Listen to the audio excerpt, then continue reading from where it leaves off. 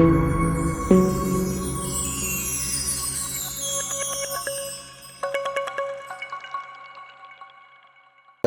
الله الرحمن الرحيم، والصلاة والسلام على أشرف المرسلين.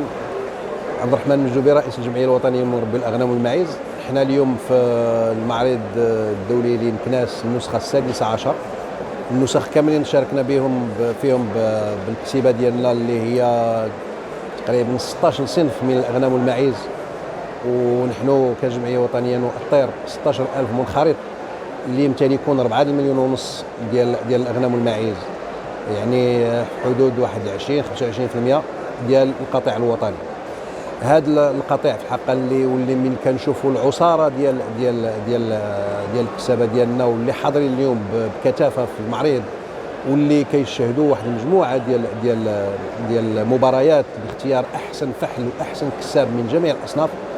هذا في الحقيقه شرف لنا، انه يبين بانه المستوى ديال الجيني ديال القطيع الوطني مشى بعيد، يعني في ظرف واحد 25-30 عام بمجموعه ديال الاصناف اللي الوزن ديالها ضعف، وحنا لازلنا نجتهد باش ندوزوا ذاك العدد ديال اللي حنا فيه. قبل مشروع البلو ماروك فير ديال المغرب الاخضر كان الانتاج ديال النعجه هو 12 كيلو، ومن بعده وصلنا ل 16 كيلو اللي كانت في الهدف اللي كان مسطر من طرف حاليا البرنامج ديال الجيل الاخضر اللي هو يسطر انه في افق 2030 خصنا نوصلوا ل 20 كيلو، وحنا نؤطر ونؤتت باش نوصلوا لهذه الكميه ديال اللحم المنتجه من طرف النعجه، وباش نضاعفوا العدد ديال الكسابه باش نوصلوا ان شاء الله ل 30,000 ونوصلوا ل 8 المليون، يعني تقريبا واحد 40 حتى 45% ديال القطيع. وهذا الشيء ما يجيش غير عبثه. كاين مجموعه ديال المتدخلين بما فيها المنظمه العالميه للزراعه، وبما فيها التغذيه والزراعه ووزاره الفلاحه، لانه هذه البرامج اللي خاصنا نرفعوا الاستهلاك، يطلع ارتفع المواطنين والعدد ديال السكان يرتفع، وخصنا نكونوا في المستوى ديال الحمد لله. البلد ديالنا من الدول القلائل اللي توفر لا اللحوم الحمراء من الاغنام والماعز لا على دور السنه ولا بالنسبه لعيد الاضحى، بحيث انه عيد الاضحى البلاد ديالنا كتستهلك في ذاك النهار 6 مليون ديال رؤوس الاغنام. هذا العام الجمعيه ديالنا كلفت باش ترقم 8 المليون. حاليا احنا في 2,600 في هذا النهار، الوتيره باش ممشين 100,000 كل نهار. باقي لنا واحد 50-55 يوم اللي ان شاء الله بغينا نوصلوا الهدف، ونوصلوا نفوتوا الاستهلاك ديال ذاك النهار ديال العيد، باش هذه الشعيره الدينيه ان شاء الله تدوز على المواطن المغربي، تدوز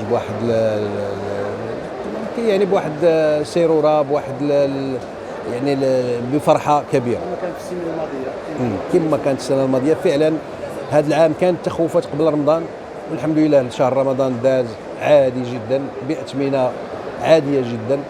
الاثمنه ديال الاضاحي لابد غادي يكون واحد ارتفاع طفيف نظرا للارتفاع ديال المدخلات الاعلاف. كاين بعض الاعلاف اللي ضربت في جوج، كاين اللي اكثر من داك الشيء، والكساب في حقه بذل مجهود كبير. الوزاره بذلت مجهود حيث انه دعمت في هذا العام ونص ما يزيد على 15 قنطار ديال الاعلاف، وهذاك الدعم وهذا المجهود ديال الكساب هو اللي وصلنا لهذه النتيجه، انه كاين وفره.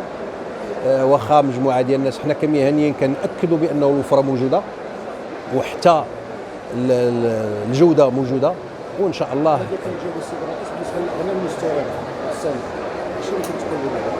الاغنام المستورده هذا كاين مسؤولين، كاينه سلطات عموميه اللي خصها تفكر باستباقيه، ماشي حتى لاخر لحظه.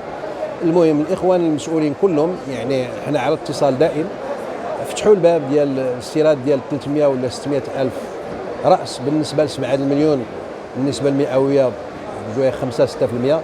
احنا لا نمانع في الاستيراد، لانه يمكن الاخوان كيشوفوا هذا يمكن غادي يسولاجي القطيع الوطني. ممكن بالنسبه للجوده كيفاش كتشوفوا الجوده كل واحد يشوف المواطن المغربي ما بين الاصناف المغربيه اللي هي في حدود 8 في الاغنام و8 في الماعز.